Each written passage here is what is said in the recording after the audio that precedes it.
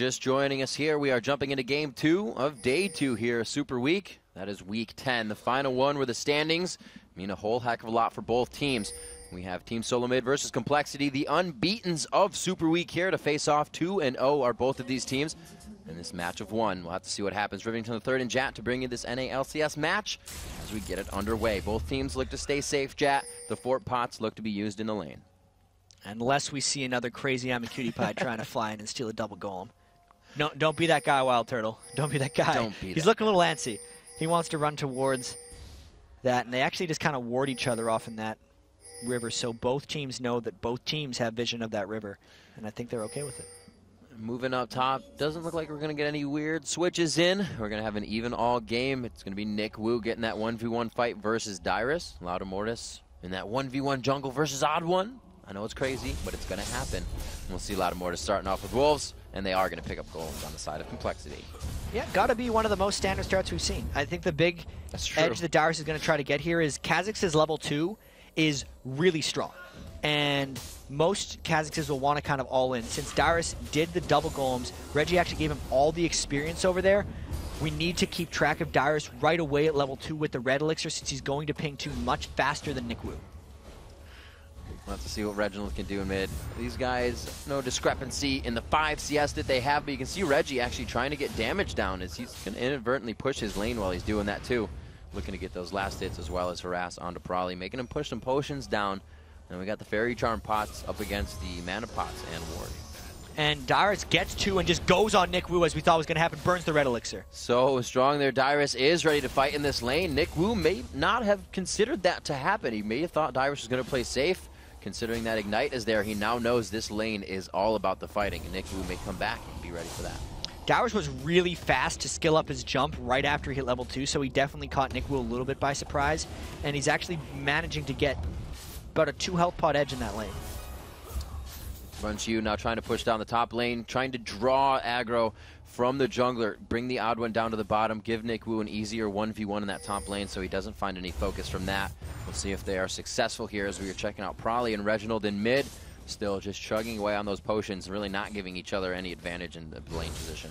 Yeah, for the most part, I think this is going to be a farm lane until level 6, unless Reginald tries to make something really crazy happen, if Prolly ever tries to jump on top of him. If Lauda Mortis ganks early, he might be able to make something happen, but Reggie's probably going to be sitting back far enough to not make that a possibility. And just because Prolly started with so many health potions, I don't see Reginald being able to harass him down much. If we see anything, it's going to be this top lane gank on Dyrus, since he's been so aggressive. He did go a lot of potions, does not have that ward in. Let's see if he can get one more all-in onto Nick Wu. It will be the jump in. Nick Wu level 2. When he hits that 3, they may start to go. He does level 3, and it's going to be the activation for Lauda Mortis, but here's the counter gank. The Odd One just on the outside. They get the Wither down onto Lauda Mortis. The Spirit Fire placed, so he has to walk through it. Great job here coming in. Lauda Mortis goes down. Dyrus picks up first blood. Odd One goes down to the 1-for-1 retribution kill. It's going to be the chase on the double buffs. Both laners are definitely going to be all-out fight mode now. And look at Nick Wu trying to turn this one around. He caused a flash. Wow. So when all is said and done, you could tell Lauda Mortis was actually very scared of a counter gank because he put his flag down in the brush and then actually waited like a second. Do I want to go? Do I want to go? All right, I'm going. As the Odd One arrived, there's like a super sense and communication that the Odd One and Dyrus have in that top lane getting counter ganks because they've been on a team together for so long. And it did work out there. I mean, yes, Dyrus burned flash, but with both of them having double buffs, it's just a trade of power, right? It's going to be an even more interesting lane now, and there's more incentive for those guys to get aggressive. We'll have to see where they take the advantage of that lane. Dyrus really doesn't have a teleport or anything, which means he's still aggressive on that lane. So we won't really see him coming into effect for the rest of the team up until that 15-20 minute mark when they start going for objectives. I don't think he's going to get too much of a split push on that as well, so I can't wait to see him in the team fights. Yeah, well, Dyrus in that top lane as well Yeah. has the sustain spam from his W, and normally that's mana gated early on in the game, but because he got that blue buff early, he's able to keep himself at 100% health and really just forced Nick Wu back to base in that situation. Ooh. And there goes Turtle. Wild Turtle on the minigame, catching those. A good cocoon up by MIA to stop the damage, but they have quickly pressured this lane back out. A Volatile Spider not really doing too much. Brunchu trying to get those long-range pokes in. And Wild Turtle has still not used his red elixir in this lane, whereas Brunchew has. So there's a potential bait that could happen. His barrier is down, so Brunchew probably thinks he's gotten most of it gone. I don't know if that red elixir would catch him off guard, but that is definitely a lot of kill potential for Wild Turtle in the lane. A lot of mortars coming on the backside of Ottawa. Another 2v2. The battle royale continues in the top lane. Dyrus gets hit up. The double buffs are still ticking. Dyrus forced over the wall. He'll have that back in a few, but he leaves Ottawa by himself, and they choose to go each side out on this one. They're not going to be able to finalize the kills. So at least they're making Dyrus go back to base and lose a bit of experience. He was getting a bit of a minion kill advantage on that one, and that was actually a good decision for Mortis and NickWoo to go on them, because since they dumped all their early damage onto Dyrus, they didn't let the double buffs just stay in the fight. And now they're going to get a bit of free turret harass while Odd One tries to hold as well. Yep, once again, Jat, this also takes the pressure off that bottom lane. Brunchew and MIA still effectively able to stay in the face of Wild Turtle and Xpecial and continue to push that hard.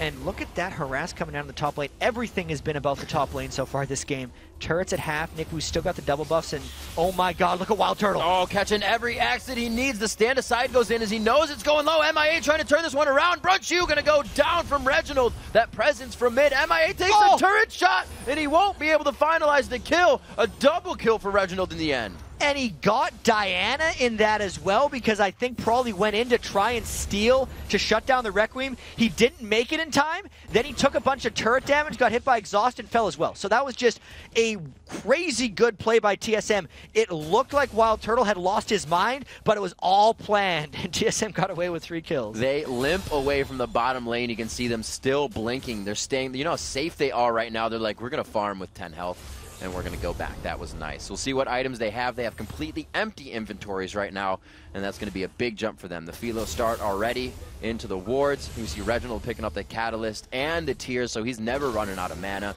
7 minutes into the game.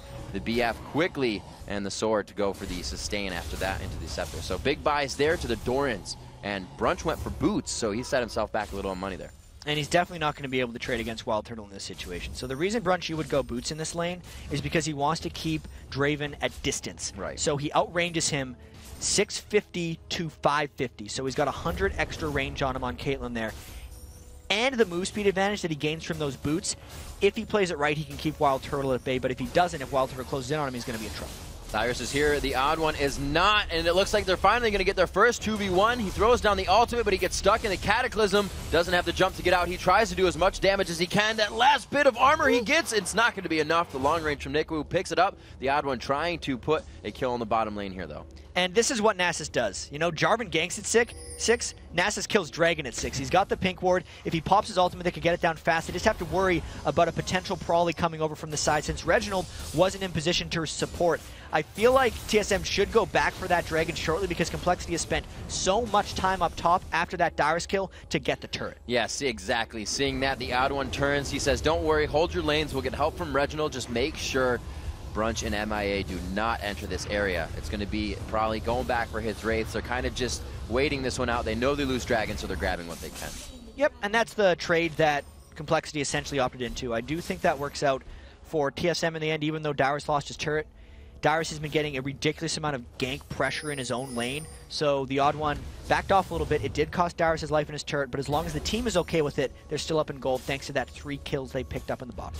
Probably even either feeling very comfortable or taking out an investment here and buying a 9-minute Oracles that he has yet to pop. They may want to just really take control of something, or maybe the ganks in the top lane he thinks are warded and not working as well. That's a really early Oracle. Mortis does generally get Oracles before some of the other junglers, but this is earlier than he did even yesterday. And Complexity usually wins early game. There's a lot of trouble for Prawley, though. Prawley knows he's got to dive back into this one. He kind of wastes the time that Wither's going, not affecting him, but they can hit that damage onto him, gets himself back in, and he's going to be all right on this one. Yeah, he realizes Reginald was out of mana, so he just had to kind of wait out the Defile and just kind of joke around in there and make sure he didn't get hit by too many auto attacks. It looked like a really bad situation, but it turned out to be okay. See them backing off. NickWoo in the top lane getting good clear on those minions. 52 to 69 as it's staying pretty close in that top lane, but Dyrus has found off of that kill the quick advantage in the minion wave. 87 to 79 in the mid lane. Doran's rings to a built catalyst and stacking tier. Probably is going to have a big item come out soon. He does have 1200, so he's building up to that quite nicely. And that's the build that pretty much all the Karthus are doing nowadays. Is Reginald actually harasses Probably down a bunch. He's going to try to Requiem and does probably have a shield up. Probably does have a shield up. It's going to be enough. It takes just that. Big cooldown there. Loud of Mortis taking damage as well, so they have eyes on the jungler. We'll see if the lanes get aggressive here. That was real close, and that actually just takes some of the pressure away from Complexity's lanes because they don't have to worry about that Requiem anymore. Nick Wu and Dyrus just brawling with each other. I mean, Dyrus had the lane advantage from the early level 2, but then Nick Wu got 2 kills because Ladamortis ganked him so much. This is a forever battle, and they're not afraid to fight. It's just poke for poke, tit for tat here as they go back and forth. 11 minutes in, it is a 2,000 gold lead in favor of Team Solomitas. They were able to take down the Dragon and those 2 kills over that countered turret in the top lane that Complexity has found their way. Low mana bar here for Dyrus, and it looks like Odd just on the backside. And he has his ultimate, and he pops Ghost. Nick Wu's going to be struggling to get out of this one. They don't even have the minion wave, but there's not enough. They shred him down. They don't need it. Yeah, Nick Wu couldn't even make it to the ridge to flash over, and that was just a really quick, well-executed gank by Dyrus and the Odd One, again showing that synergy, and Dyrus showing why he's in the All-Star game. Absolutely. It looks like they're going to get pressure on this top turret, make up for that gold they lost later, or they choose to back this one out. Dyrus enjoys the strength he has in that top lane, continues to push it. And this just goes to show right now how good TSM has been since picking up Wild Turtle, because, like, sure, Wild Turtle is doing well on Draven, but it's the whole team that's just playing better. They have a new commitment, it seems, in a lot of these games, and even though Complexity is so red hot, and amazing early game team, TSM has been able to shut them down thus far. Draven often used on bottom to try and deter Complexity off the turret, but they find the gold. 1,700 gold back. They still pressure these lanes. It doesn't look like they're going to put this into fight phase just yet. We're 12 minutes in. Probably returns to mid lane. He's actually gone straight for Sork Boots with that buy of 1250.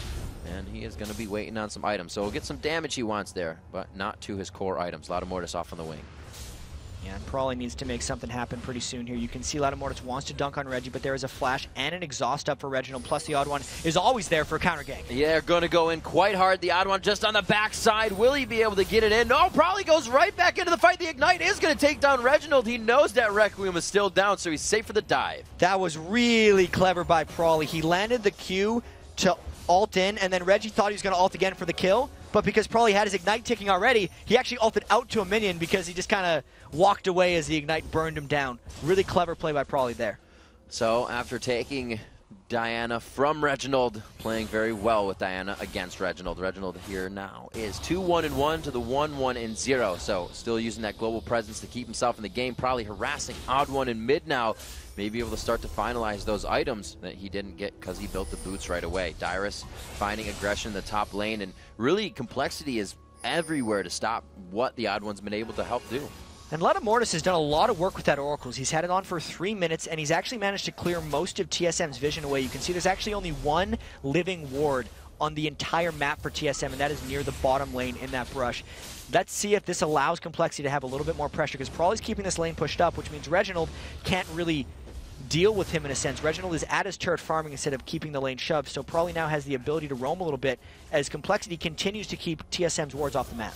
We see the Aegis being built already from Ladamortis coming out. The Locket of the Iron Solari just finished for the Odd One as we see pressure towards the bottom lane. A nice cocoon onto Xpecial. The Crescendo will have to come out here to save somebody or one buddy, but it's not going to be anybody. Xpecial goes down there. They do trade the kill back, however, on the supports. Can they get Brunchu? One more attack. It's going to be the kill, and he may actually make it away from Prawley. The Crescent Strike should be able to knock him down, though. He just goes for the auto attacks. It's a back and forth for 2-2. That was still an awesome play by Wild Turtle. The presence of mind to know you're in a 2v3 and you will not be able to run from a Diana. He just turns it right back around, and getting a double kill onto Wild Turtle is probably just as good as getting something on a Prawley. The added benefit for TSM is that Reginald didn't even have to leave his lane or use his ultimate to make that 2-for-2 trade happen. So while it was a smart move for Complexity to go down, use their ward advantage and get a gank, the execution was totally on TSM's side, and Wild Turtle made a play. We'll see actually in the bottom lane. No blue buff over there on the side of Diana, and it's just being given over to Reginald. So we'll see him now start to push this mid lane quite hard. That cooldown's going to come up. So as we said before, Reginald is one to start and try to end fights with Requiem. So we may see, even if he's not in lane,